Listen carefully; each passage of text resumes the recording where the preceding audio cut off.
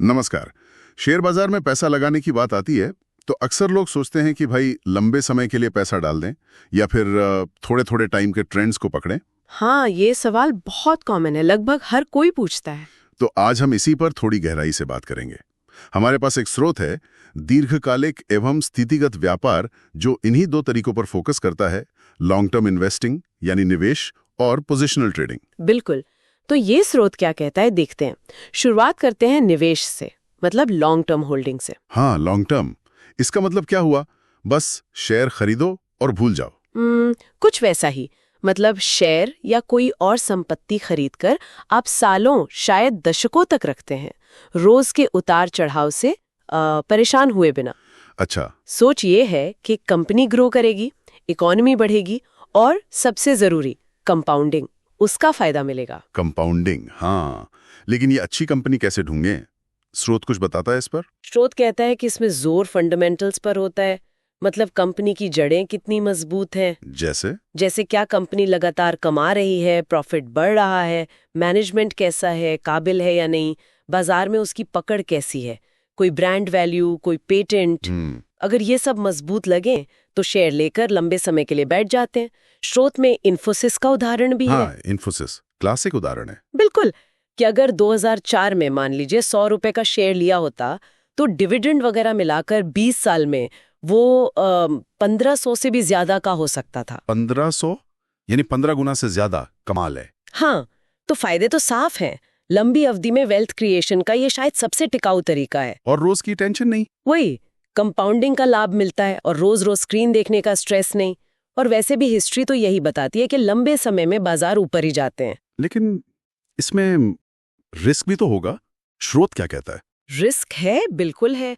स्रोत कहता है सबसे बड़ी चीज है पेशेंस, धैर्य। सालों इंतजार करना पड़ सकता है अच्छे रिटर्न के लिए। सही बात है। और अगर कंपनी गलत चुन ली, जैसे स्रोत ने किंगफिशर का नाम लिया, तो पैसा डूब भी सकता है। हाँ, वो तो हुआ ही था। और बड़े मार्केट क्रैश जैसे 2008 में हुआ या कोविड के टाइम पे, तब तो पूरा पोर्टफोलियो 30, 40, 50% तक गिर सकता है। टेम्पररी ही सही, पर गिरता है। हाँ। और इंडिया में ये कब ज्यादा पॉपुलर हुआ? स्रोत के हिसाब से 1991 के रिफॉर्म्स के बाद, जब बाजार खुले, इन्फोसिस, विप्रो जैसी आईटी कंपनियां आईं, लोगों ने पैसा बनाया। हाँ, वो आईटी बूम का दौर। बिल्कुल। और राकेश झुनझुनवाला जैसे बड़े इन्वेस्टर्स ने भी अच्छी कंपनियों में लंबे समय तक बने रहने को काफी बढ़ावा दिया। तो ये तरीका किसके लिए बेस्ट है? ये उनके लिए है जो सैलरीड हैं या अपना बिजनेस करते हैं, मतलब जो रोज ट्रेडिंग नहीं कर सकते या नहीं करना चाहते, और जिनके पास 5 से 20 साल या उससे भी ज्यादा का टाइम होराइजन है। ठीक है, तो ये तो हो गया लॉन्ग टर्म का मामला। लेकिन अगर कोई इतना लंबा रुकना नहीं चाहता, मतलब बाजार के थोड़े छोटे मूव्स से पैसा बनाना चाहे, हाँ, तो उसके लिए स्रोत बताता है पोजिशनल ट्रेडिंग की। पोजिशनल ट्रेडिंग ये क्या चीज है? ये एक तरह की मीडियम टर्म स्ट्रैटेजी है। इसमें आप कुछ हफ्तों से लेकर कुछ महीनों तक अपनी पोजीशन होल्ड करते हैं। अच्छा, महीनों तक? हाँ, लक्ष्य होता है बाजार के जो बड़े ट्रेंड्स होते हैं ना, उनको राइड करना।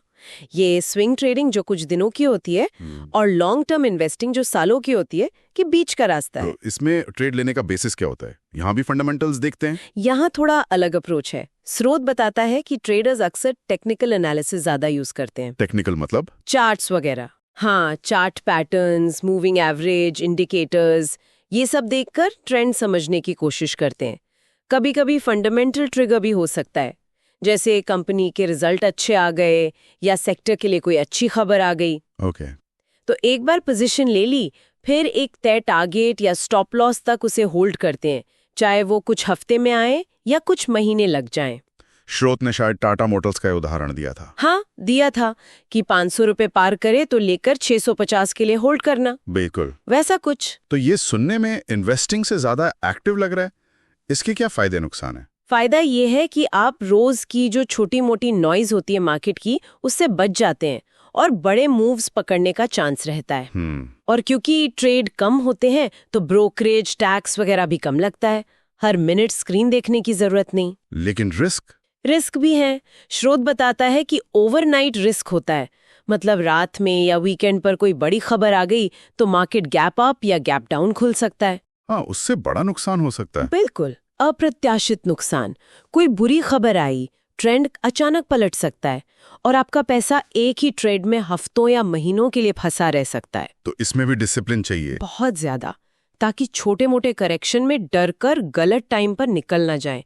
इमोशनल कंट्रोल जरूरी है। और भारत में इसका चलन कैसे बढ़ा? क्या डिस्काउंट ब्रोकर्स की वजह से? हाँ, स्रोत कहता है कि 2010 के आसपास जब ज़ेरोदा जैसे डिस्काउंट ब्रोकर आए, ट्रेडिंग सस्ती हुई तो ये ज्यादा एक्सेसिबल हो गया। अच्छा। लेकिन स्रोत एक और इंटरेस्टिंग बात कहता है कि सिर्फ सस्ता होना ही वजह नहीं थी।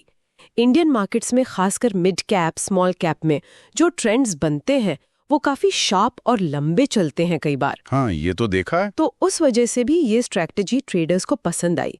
ये उन लोगों के लिए ठीक है जो रोज नहीं पर हर कुछ दिन में मार्केट देख सकते हैं, थोड़ा रिस्क ले सकते हैं और टेक्निकल एनालिसिस समझते हैं या फिर सीखने को तैयार हैं। तो कुल मिलाकर अगर मैं समझूं, स्रोत कह रहा है कि निवेश एक मैराथन दौड़ है, धीरे धीरे आराम से, और पोजिशनल ट्रेडिंग वो एक तरह की मीडियम डिस्टेंस रेस है। हाँ, बिल्कुल सही समझा। मुख्य अंतर टाइम फ्रेम का है, एनालिसिस की तरीके का है।